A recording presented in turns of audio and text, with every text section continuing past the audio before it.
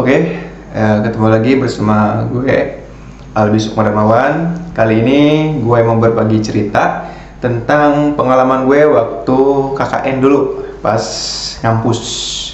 Jadi kebetulan di salah satu kampus di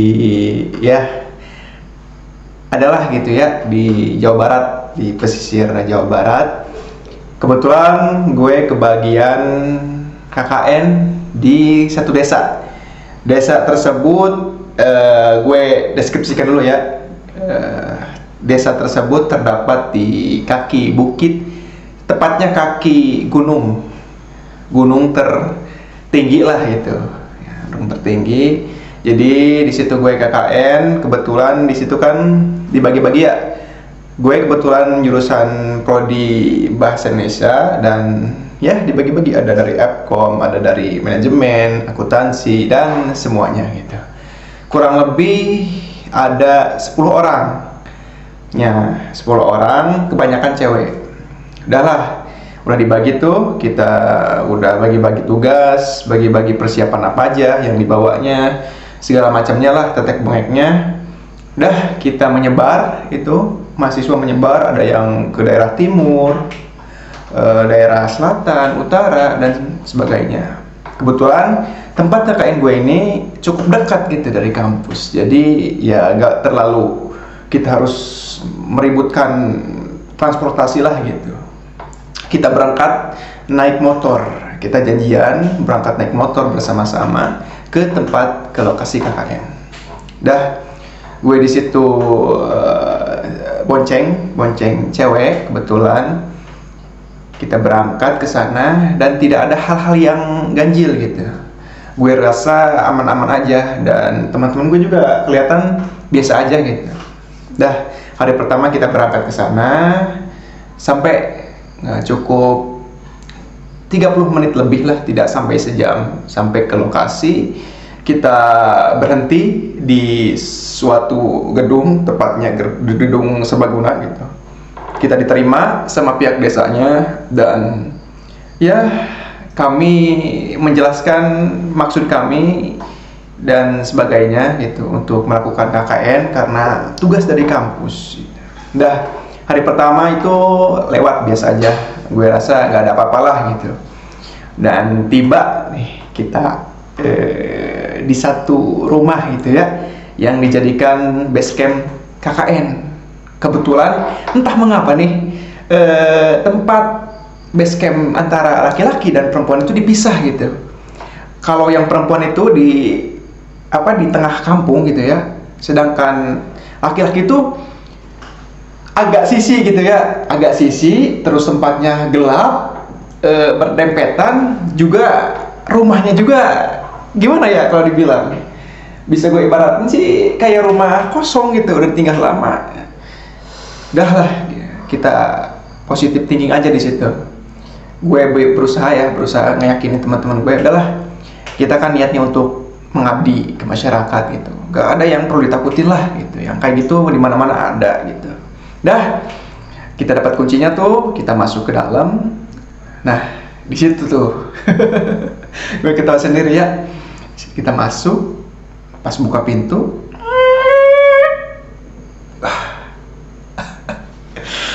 merinding gue ini. Jadi udara yang terasa dari rumah itu emang mencekam gitu ya. Pas awal kita masuk kayak udah lama jarang ada yang masuk gitu. Kita baca bismillah aja lah gitu.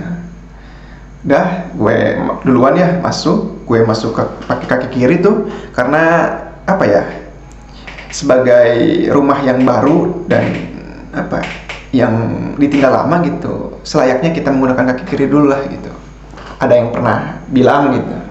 Dan kita masuk ke sana, kita cek-cek barang tuh, alhamdulillah lengkap. Dan mulai nih kita menelusuri base camp tersebut. Kita mulai dari kamar yang paling depan kita buka, aman gitu ya. Jadi ada kasur segala macamnya gitu, lengkap lah gitu. Kita buka lagi, ini musola kayaknya nih, bekas musola.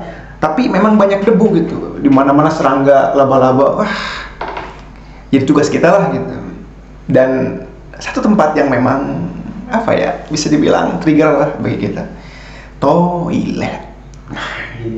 Udah, kita coba nih ke toiletnya, kita lihat gimana bersih atau enggaknya gitu, airnya bagus enggak. Udah, gue beraniin sendiri tuh masuk, gue nyalain kerannya, nyala, airnya bersih, tapi ya gitu gelap karena nggak pakai cat juga gitu. Udah, gue yakinin ke teman-teman, udahlah, insya Allah kita nyaman di sini. Yang penting kita kompak, jaga-jaga waktu, jaga-jaga ya bagi-bagi waktu untuk berjaga gitu malam-malam. Dah, hari pertama, hari kedua cuma ya perasaan aja gitu, mungkin halusinasi, capek mungkin. Dah, hari kedua gitu doang. Hari ketiga pas kita malam ketiga berarti ya, pas kita mau tidur nih, di atas atap tuh terdengar suara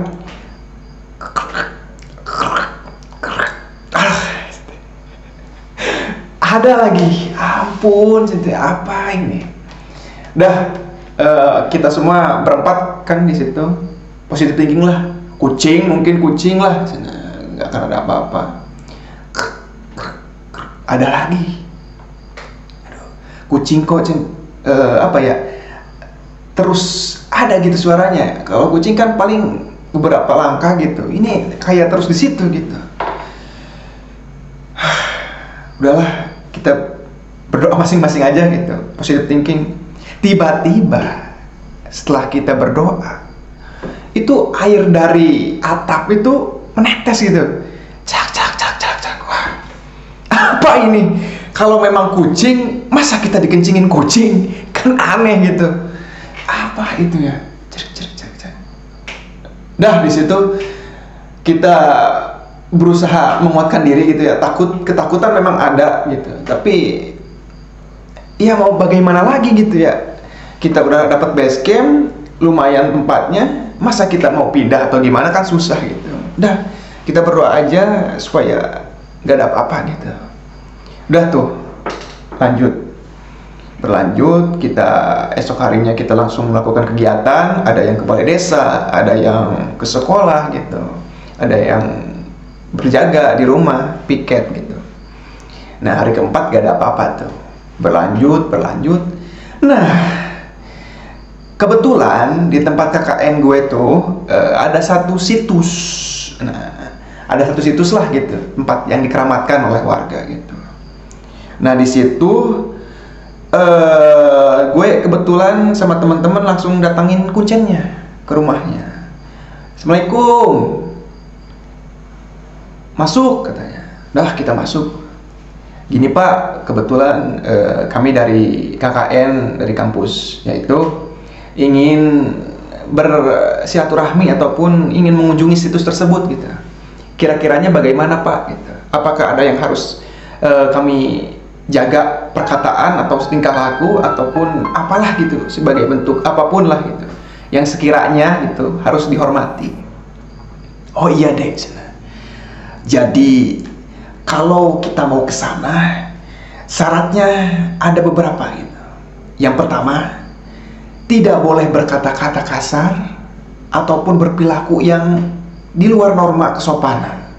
Dan yang paling utama, adik-adik tidak boleh memakai baju warna merah maupun celana warna merah. Karena dahulu di situ ada sepasang kekasih. Mereka berdua identik dengan pakaian berwarna tersebut gitu. Dan ya pokoknya ceritanya apa ya, panjang gitu, gak bisa diceritakan dalam satu hari. Pokoknya itu yang tidak boleh kalian langgar. Waduh, ada lain Pak? Ada yang lain maksudnya? Itu sajalah gitu. Terus baca doa. Udah di situ kita berempat saling bertatapan ya. Ada pertanyaan dalam ya kediaman gitu. Oh iya Pak. kalau mau ke sana, kata si bapaknya, nanti bapak antar. Oh iya pak, kebetulan besok kita mau ke sana. Ya sana, nanti telepon aja bapak nanti datang ke sana. Dah tuh, kita ngobrol di hari itu sama kuncennya, dan kuncennya juga menyanggupi gitu ya yang dimaksudkan kita. Dah, hari selanjutnya pagi-pagi kita berangkat ke sana. Cowok-cowok berangkat, cewek mungkin beberapa doang yang ikut gitu ya. Dah, kuncen tersebut langsung datang nih ke base camp kita. Mungkin tanya-tanya atau gimana ya. Ayo mau berangkat kita. Berangkat ke sana. Kebetulan agak jauh dari tempat lokasi KKN tuh. Kalau berjalan mungkin bisa nyampe setengah jam gitu. Nah, akhirnya kita pakai motor di situ. Kita berhenti. Pas sampai sana, kita kaget karena segerombolan kerak-kerak yang entah dari mana datangnya turun dari atas pohon, seakan-akan menyambut kita gitu. Seakan-akan ada suatu pesta yang ingin apa ya, yang ingin dirayakan gitu. Di situ kita kaget karena jujur pertama kali kita ke sana gitu. Kata kuncennya, tenang, tenang. Di sini biasa. Kalau kerak-kerak itu memang masyarakat sini hormati. Jadi kami tidak ingin mengusik mereka. Jadi memang kerak-kerak tersebut suka datang ke sini, ke bawah untuk meminta makanan. Biasanya pengunjung yang datang ke sini itu sering bawa makanan, entah itu pisang, entah itu ya sejenis kacang-kacangan dan sebagainya gitu. Oh gitu, kata gue itu ya. Oh gitu pak. Iya jadi ya kita hidup bersama-sama lah. Hablum minallah, hablum minan nas, hablum minallam gitu. Iya pak. Dah sekarang mah sok baca doa. Dah kita baca doa tuh sambil kita perlihatkan pohon-pohon. Kata kuncinya ini nih, ini pohon satu-satunya yang ada di Kuningan khususnya yang paling sudah langka gitu. Pohon apa gitu, lupa lagi lah. Oh iya pak gitu. Ini pohon apa udah dijelasin pokoknya. Kita naik tuh karena di sana tuh sebelum masuk ke situsnya kita harus naik tangga, ada 2 step gitu. Kita naik step pertama sambil baca-baca tuh bismillah. Tak bapaknya duluan kan. Monyet-monyet tuh masih gelayutan gitu ya kesana kemari gitu. Nah dek, kita tingkat lagi. Iya pak, sok doa lagi sana. Nah naik tuh, ada satu batu memang yang di tangga tersebut tidak ditutup gitu ya, gak tau lah, gak nanya lagi ke kuncinya itu. Udah kita jalan. Sok bersihin hatinya, jaga hatinya, jangan sampai ngeblank, jangan sampai punya pikiran kotor. Udah kita masuk. Pas langkah kaki pertama tuh ke tanah yang memang dikeramatkan gitu ya, itu memang apa ya, udaranya seperti pas kita masuk ke rumah tersebut gitu ya, dingin, lembab, dan ada aura-aura tersendiri gitu. Ada aura-aura yang memang membuat hati kita untuk jaga sikap, jaga perilaku, jaga perkataan, jaga pandangan gitu. Dan ekosistem yang tercipta juga memang asri gitu, akar-akar kemana-mana, lumut-lumut di mana-mana, seakan-akan memang itu tempat yang harus disakralkan. Dah, gue dalam hati, bismillah lah, gak ada apa-apa. Bismillah, bismillah, bismillah. Dah, masuk. Kuncinya gak bilang lagi apa-apa tuh selama kita perjalanan. Dah, kita sampai di satu situs yang memang itu kayak apa ya, pohon-pohon tuh seakan-akan melindungi gitu. Dari segenap sisi membuat lingkaran, seakan-akan sebuah panggung yang sedianya untuk melakukan suatu kegiatan yang sakral gitu. Udah, di sana kita berempat itu duduk karena kuncen menyuruh kita duduk dan kuncen menjelaskan gitu. Nah, itu batu yang di situ itu merupakan situs peninggalan zaman Hindu atau Buddha gitu. Buddha kalau nggak salah, Buddha. Namanya situs Lingga. Situs Lingga. Situs itu mencerminkan apa ya? Peradaban dahulu, bahwa memang sebelum adanya umat Islam di Kuningan, dulu itu banyak sekali umat-umat Hindu yang ataupun Buddha yang memang hidup di situ gitu, di Kuningan. Nah, selepas adanya ajaran Islam datang gitu ya, mereka lari ke arah gunung untuk bersembunyi, untuk melarikan diri gitu, sehingga peninggalan-peninggalan tersebut ditinggalkan. Kurang lebihnya seperti itu ya. Kalau ada kesalahan ataupun memang apa ya, kurang penempatan kata, mungkin bisa dimaklumkan gitu ya. Nah gitu. Jadi ini mencerminkan apa ya, peradaban umat Hindu, umat Buddha gitu. Oh iya Pak. Nah warga sini katanya memang menganggap situs tersebut suatu yang harus dijaga gitu, dilestarikan, jangan sampai generasi selanjutnya lupa gitu. Makanya Mamang di sini sebagai kuncen menjaga gitu. Siapa yang ingin mengetahui sejarah pasti apa ya, Mamang bantu gitu sebisa Mamang. Iya Pak.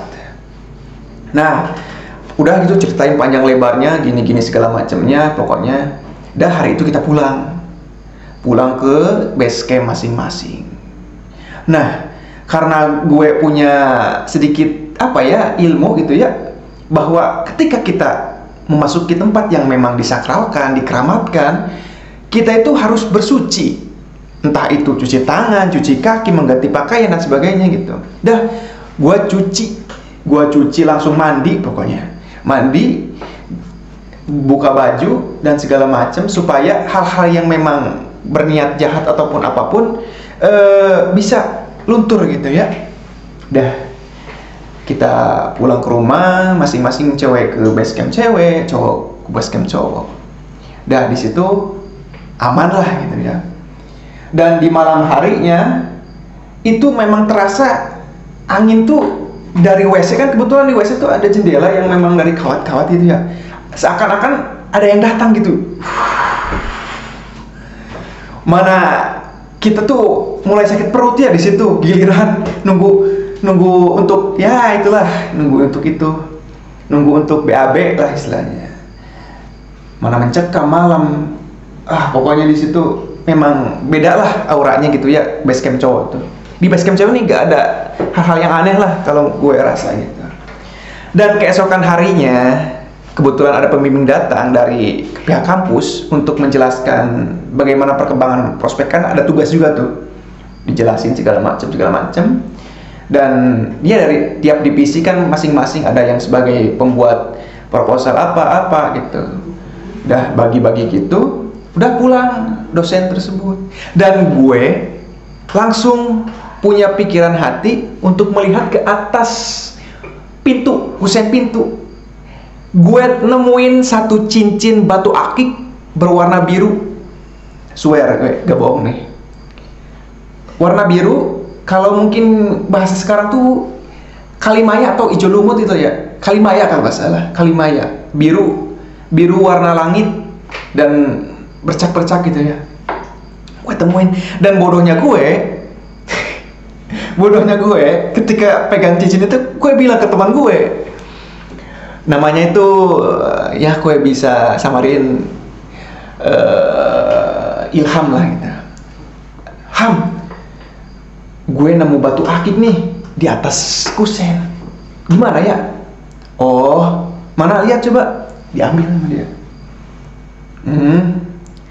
Dan bodohnya gue gak nanyain lagi tuh batu akik kemana. Kayaknya gue feeling sih gak tahu dibalikin lagi, gak tahu kemana, gak tahu diambil gitu ya. Bodohnya gue. Nah, udah gitu. Itu tuh yang hari bangun pagi tuh nemu batu akik gitu ya. Kan aneh gitu ya, gue bisa punya feeling langsung ke atas pintu pas masuk pintu rumahnya. Udah, cerita berlanjut. Kita malam untuk pergi ke base camp cewek karena udah ada kedatangan dari pihak kampus. Kita obrolin segala macamnya, gimananya. Ya, malam yang biasa-biasa aja gitu ya. Tidak ada lagi perasaan-perasaan aneh gitu, karena kita memang ngumpul. Dan semenjak kejadian yang itu, kita biasain juga sering ada yasinan gitu ya tiap malam itu habis maghrib. Dah gitu. Udah, kita selesai kumpulan, kita pulang masing-masing ke base camp, tidur dengan nyenyak, alhamdulillah gitu. Dan apa ya, KKN tersebut kita lalui dengan alhamdulillahnya gak ada apa-apa gitu ya. Selain kejadian yang tadi di awal gitu, tidak ada kegiatan apa-apa. Udah kita pulang ceritanya. Kita beres KKN, kita workshop di Pandapa segala macam. Dan setelah beberapa bulan, mungkin beberapa minggu, kita kembali lagi ke sana. Kita menginginkan ketemu dengan Bapak Lurahnya. Dah kita ke sana, kita ketemu Bapak Lurahnya, disambut, kita makan di sana, dan ada perasaan apa ya, ingin ke situs itu lagi gitu. Tapi kayaknya belum tepat nih hari ini. Dan kita ke sana lagi tuh pas hari jadi desa tersebut. Kebetulan nih, sekedar info ya, desa tersebut memang desa tertua yang ada di Kuningan, bahkan lebih tua dari Kuningan itu sendiri. Tidak akan disebutkan lah desanya gitu, gak perlu juga gitu. Udah, kita datang ke sana pas hari ulang tahunnya. Ternyata di sana ada sebuah kegiatan atau tradisi, sebuah panggung digelar untuk masyarakat menikmati, yang mana di sana nanti tengah malam setelah rangkaian proses itu akan ada beberapa penyanyi perempuan mirip sinden lah gitu, membawakan tembang-tembang lagu-lagu yang dimana katanya, walau alam ya, kita gak tahu gitu, di panggung tersebut katanya sepuh-sepuh, buyut-buyut ataupun apa ya disebutnya, leluhurnya akan datang menyaksikan bersama masyarakat yang ada gitu. Tapi ya walau alam gitu, kalian bisa percaya atau enggak gitu, karena yang gue rasa memang vibes-nya beda gitu. Emang tembang tersebut memang memancarkan sesuatu yang memang ya gak bisa dijelasin lah gitu. Udah, masyarakat datang ke sana dan kita juga ikut berbaris di belakang gitu ya, seakan-akan memang banyak padahal ya bisa dilihat lah, orang-orang tuh ada yang di sebelah kiri, kanan, tengah, tapi terasa memang seperti banyak lah gitu, banyak orang gitu. Dah, kita sampai jam 11, mungkin 11, 12, dan terjadi sebuah insiden, mungkin ya anak muda gitu lah, mungkin ada senggolan tuh gimana gitu ya, ramai, dan tapi akhirnya diselesaikan dengan baik-baik ya, alhamdulillah gitu. Dan itu menjadi apa ya, satu lagi menjadi pengalaman berharga buat kami yang KKN di desa tersebut, karena memang kaya akan budaya, kaya akan sejarah, kaya akan tata krama dan segala macam gitu. Dah, akhirnya keesokan harinya lagi kalau nggak salah, atau beberapa hari selanjutnya gitu ya, kita mencoba untuk ke situsnya lagi gitu. Tapi kali ini dengan istrinya Kuncen tersebut. Kebetulan si mamangnya lagi berhalangan. Kita ke sana, berkenalan dengan si ibunya. Oh iya bu, kita mau ke sana lagi nih, pengen main lah gitu. Nah, yang alangkah kurang diperhatikan itu, kita lupa bahwa ada satu pantangan ke sana itu tidak boleh apa coba? Memakai pakaian merah. Kebetulan kami ada yang memakai gitu. Kami tidak sadar. Sampai ke situs itu kami tidak sadar. Gue dalam perasaannya, aduh, sebenarnya dari awal ada perasaan aneh gitu ya. Aduh, apa ya kira-kira, ya ada yang salah gitu yang kita bawa gitu. Pas sampai sana, gue langsung ngeh. Oh iya ya, si mama kan pernah bilang bahwa jangan sampai pakai baju merah. Benar ini mah. Tapi udahlah, gue simpen dulu itu. Nanti gue jelasin ke si ibunya gitu. Kita naik tangga, baru tangga pertama, kera-kera itu datang lagi. Tapi dengan beberapa ekspresi yang memang sepertinya tidak menerima kedatangan kita gitu. Kelihatanlah kera-kera mana yang memang sedang menunggu santapan dan yang gelisah itu beda gitu. Aduh, ini sampein jangan ya gitu ya. Tapi ini kan di tempatnya gitu. Apa gue gak salah kalau nyampein sekarang? Tapi gak apa-apa lah. Gue sampein, Bu, bukannya kalau kesini gak boleh ya pakai baju merah gitu. Iya ah, itu aduh aduh, udah si ibu ngomong gitu kan gue langsung gagal nih ke situs. Gila, udah jauh-jauh jalan sih teh. Emang sekerak-kerak itu suka gelisah gitu kemana kemari, kayak emang menolak aja gitu. Udah gue, bu, udahlah bu, cina, kita pulang aja. Oh iya ah, cina, emang kayaknya gak boleh deh ah, cina. Lihat aja kerak-keraknya gitu. Udah, kita pulang dengan perasaan cina, kenapa sih lo tadi pakai baju merah segala? Iya nih gue lupa sana. Udah kita pulang dan itu menjadi apa ya? Menjadi pelajaran berharga bagi kita, khususnya orang baru yang ke suatu tempat yang disakralkan, apalagi harus menjaga tata krama betul, menjaga etika budaya dan ya norma-norma yang ada di sana gitu. Udah kita pamit ke si ibunya, bu ya makasih, maaf ya bu, tadi kita lupa ngingetin temen yang satunya tuh pakai baju merah. Oh iya ah, sana, jangan kapok ya sana. Iya bu, nanti main-main kesini lagi. Iya bu. Udah kita pulang sampai rumah dan itu menjadi pengalaman yang sangat berharga gitu ya. Satu sisi memang budaya yang kaya yang kita bisa patut ambil pelajaran baiknya gitu. Itu saja cerita dari saya mungkin tentang KKN di desa tersebut gitu, yang kaya akan budayanya. Semoga cerita ini kurang lebihnya mungkin baik buruknya dihapus, baiknya diambil, dan mohon maaf bila ada kata-kata atau cerita yang memang belum full sepenuhnya ataupun ya belum lengkap gitu. Terima kasih sudah menonton video Prinsip Palem. Jangan lupa subscribe, like, comment, and share, dan terus saksikan Pose Podcast Run. Stau.